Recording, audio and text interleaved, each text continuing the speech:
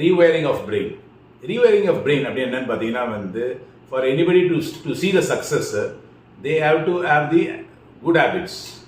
Good ஹேபிட்ஸ்னால் பார்த்தீங்கன்னா வந்து most of the successful people who follow the pattern which is a successful pattern, அது வந்து other 80% 90% of people are not following it.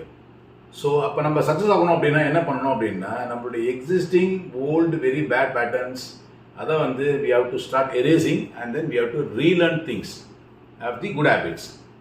So இப்போ நம்ம existing பேட்டர்ன்லாம் என்னென்னு பார்த்தீங்கன்னா வந்து அப்புறம் அப்படியே வந்து காலையில் சீக்கிரமாக எழுந்திருக்காது, வேலைக்கு போகணுமான்னு சொல்லி யோசிக்கிறது, இன்றைக்கி நம்ம என்ன பண்ண போகிறோன்றதை இப்போ எழுதி யோசிக்கிறது, இதெல்லாம் தான் வந்து பேட் ஹேபிட்ஸ்.